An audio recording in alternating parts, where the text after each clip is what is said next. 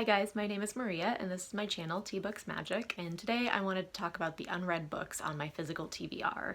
I actually didn't have a physical TBR until last year. I've always just been someone who really borrows books from the library and then buys my favorite books, and those are the ones that I want to own, or I would pre-order a book and read it right away, so I never really had a backlog or like a collection of physical TBR books. But last year a lot of the libraries were closed and I had moved from California to Washington, and the library system here, once it did open, just didn't have as many physical books as my old library system used to have. They have a lot of ebooks, but I don't like reading ebooks as much. I didn't have an e-reader up until recently, so I finally gave in and bought one to kind of rectify this, but I didn't have an e-reader and I didn't like reading on my computer or my phone, so if they didn't have a physical book, I would buy it, or if there were a lot of holds, things like that. So because I just had less access to books, and again, because libraries were closed, I just had a harder time getting them, I did get a little bit of a collection of a physical TBR.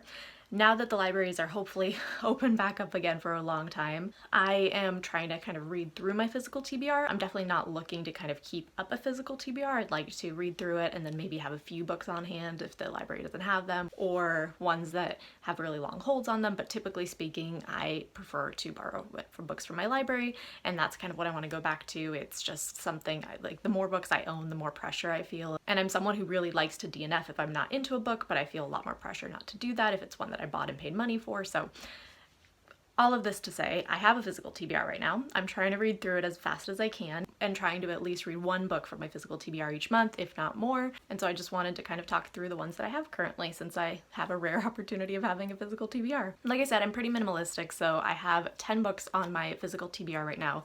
Technically, I count them as 10 independent series, but if you count everything, including like sequels or part continuations of a series, then I have 16 books on my physical TBR at the moment. And 4 of those, again going off of the 10 numbers, so 4 of those are YA fantasy series, 5 of those are adult fantasy series, and 1 is a nonfiction memoir. Starting with the YA series, the first one that I have the entire series of on my physical TBR is the Daughter of Smoke and Bone series by Laini Taylor. So I have the first book, which is Daughter of Smoke and Bone, the second book, which is Days of Blood and Starlight, and the third book, which is Dreams of Gods and Monsters. This series was kind of an impulse purchase last year because I really hate the new neon covers that were coming out, so I wanted to get these older covers in hardback while I had the option, and in case I loved the series, I wanted to have them. And because I was really looking to get into and try Laini Taylor. I've heard a lot of stuff about her writing. I've heard, not that it's polarizing, I have heard a lot of people love it, but it is a very distinct writing style, everyone says, so I kind of wanted to dip my toes in and experience her writing, and I figured this was a good series to start with. I've since picked this book up a few times and I have not really gotten into the first few chapters of this, so this is kind of on its last leg, I would say. If I don't read it by the end of the year or by January at the very latest, I will be unhauling it. But I know that it's Jade's over at JD Ray Reads, one of her favorite series, and I've heard good stuff in general, and I have a feeling that I could like it, so I'm kind of on the fence. I need to give this one more go, one more shot, and see if I like it. Fingers crossed it goes well. If not, it will just be an unhaul. I'm not really going to go into the big synopsis details for all of these books on my physical TBR because I'm not a plot-driven reader, so I don't really pay attention to the synopsis when I'm also looking at a book that much. I kind of just remember elements of things that people mentioned or that seem to attract me, and I don't want to just be regurgitating what the back of the book says, so I'll link all the books down below if you want to just read what the full synopsis is on Goodreads. But what I do know about this, I believe it's something along the lines of an angel and a devil falling in love, and kind of a forbidden star-crossed romance, YA, really interesting world, magic system from what I've heard, just kind of a very atmospheric and lyrical writing style.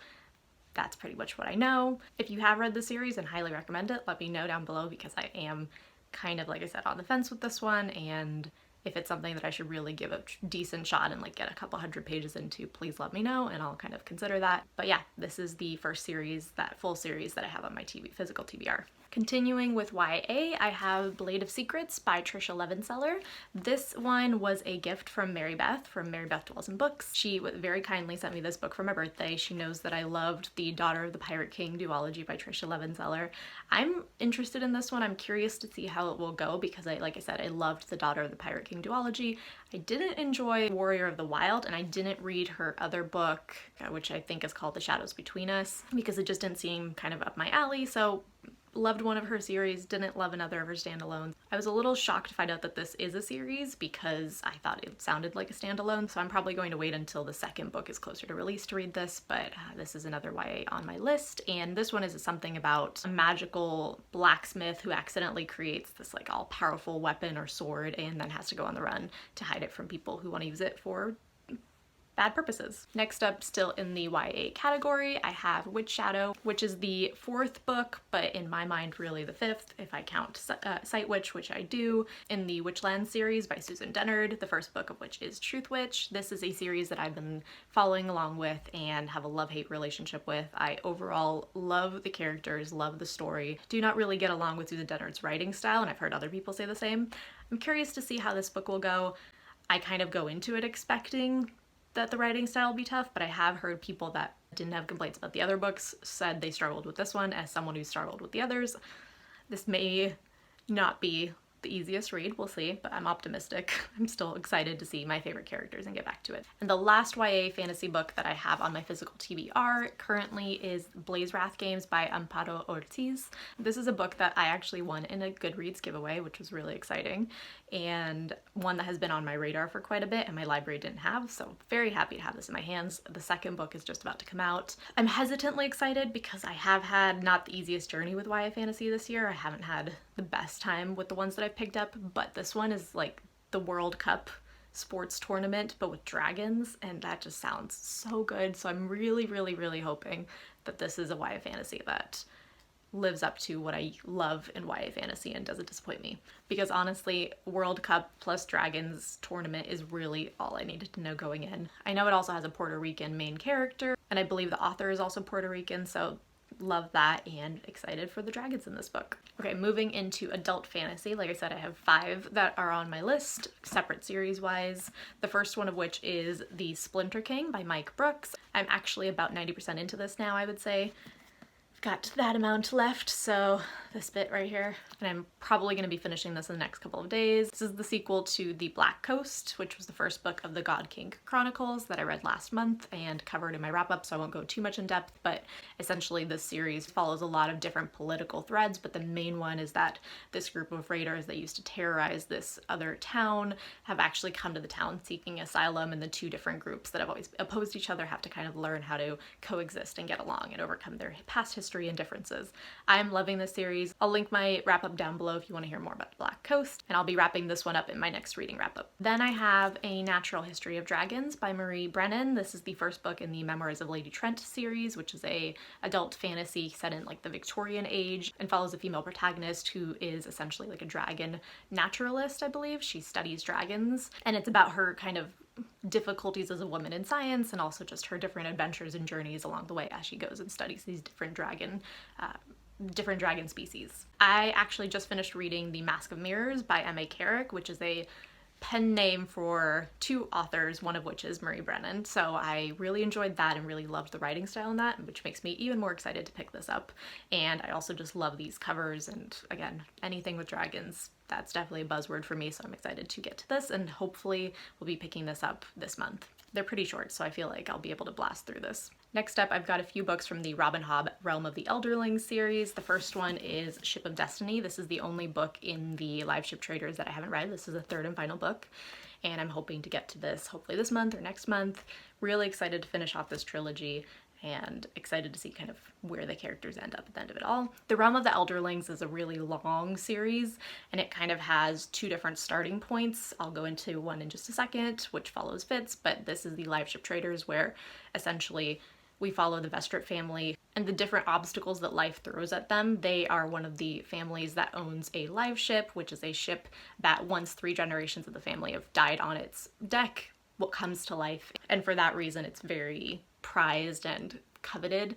And so this family is kind of having to deal with their financial hardships, this live ship, different obstacles and tensions within the family, And that's just kind of skimming the bare surface of what this plot goes into. But it's a very character-driven story, really interesting, very excited to finish it up. And then another full series that I have on my physical TBR is the Farseer trilogy, which is the first series in the realm of the Elderlings, starting with Assassin's Apprentice, the second book, which is Royal Assassin, and the third book, which is Assassin's Quest. I also have a little novella called The Willful Princess and the Piebald Prince, and this is set kind of in between Farseer and Liveship, and I'll be getting to it after I finish off the Farseer trilogy. So this is a series that I mentioned as kind of the two different starting points. You can technically start the Realm of the Elderling series with the Liveship Traders trilogy, which I just talked about, the first book of which would be Ship of Magic, or the better kind of more natural starting point publication order wise and then just story wise is the Farseer trilogy, which features Fitz as the main character and starts with Assassin's Apprentice.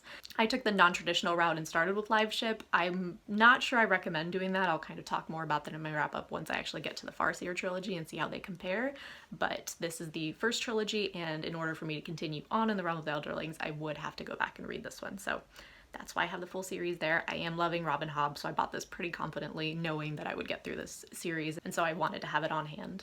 I have 2 more adult fantasy books on my physical TBR, and they are by far the most intimidating to me. I have the first book in the Gentleman Bastard series, which is The Lies of Locke Lamora. This is tough because this one is, I would assume, a 5-star prediction for me because I absolutely love brotherhood and deep friendship, and I've been told that this series not only has it but does it better than most iterations, so I feel like I'm going to love this. But something about it scares me. I don't know why. I think it's the writing style. I read the first chapter and it was a little denser. I've heard that it's slower paced. It's just one that I'm very excited to get to, but I just keep putting off. Like I keep saying I can't start this until I finish the Liveship Traders trilogy because I won't be able to focus on both. Like, I don't know. I just keep making excuses in my mind, so I need to stop doing that, and I need to finally read this and hopefully fall in love with it. I feel like most people have already heard of this series, but from what I know, this follows a group of friends who are trying to pull off different cons and scheming, and it has, you know, a central friendship at the heart of it, and it's basically about their different cons and schemes, and like I said, that's pretty much what I know about it going in. I've heard more about the characters about this than I have about the plot itself. And then the last adult fantasy book on my physical TBR, and also one of the most intimidating, is Priory of the Orange Tree by Samantha Shannon. I am, again, very excited to get to this. This is also a 5-star prediction for me because everything I've heard about it, I think I would love, at least element-wise. People say that it's got dragons of different kinds. Love dragons. We've already covered this.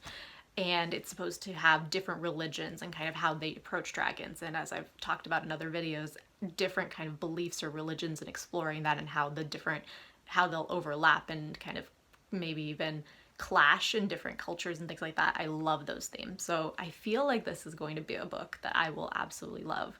But I have heard that it's slower paced, or that it could, would have benefited from being a series instead of a standalone, or that the ending wasn't quite as satisfying as it could have been. So just things about kind of the writing and the narrative structure have made me a little bit hesitant to go into it. Also, it's huge. It's technically only 800 pages or so, and I've read like 600, 700 page, 800 page books this year, so I think it's just the size of this. I think the paper is just printed really big, and that makes it feel more massive than other books that I've read, but I don't know, it's intimidating, but I am very excited to get to this, and I need to prioritize it very soon. It's also one of the most beautiful books that I've ever bought or seen, so I'm really, really hoping I love it because I want to have it on my shelves and admire it in all its beauty. And we've got into the last book on my physical TBR, which is The Fox and I, which is a nonfiction memoir. I don't know too much about this, as we've talked about with the other books plot-wise. This is one that my mom actually got for me. It's about a woman who is kind of living a life of loneliness, and I think she's in between jobs or something like that, and she befriends a fox, and it's about their journey of friendship and kind of growth together. I like the blurb on the cover. I feel like it kind of gives me an idea of what to expect. It says, if Thoreau had read The Little Prince, he would have written Fox and I.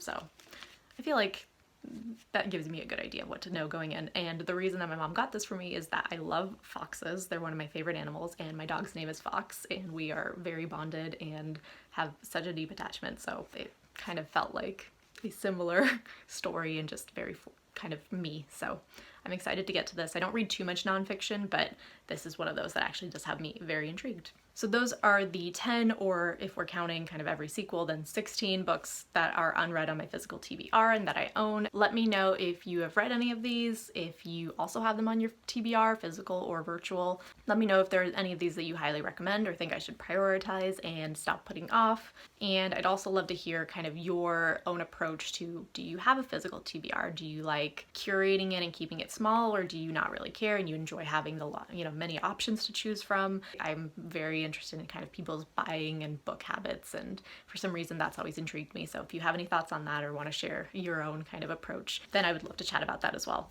Thank you so much for watching, and I hope you have a lovely day.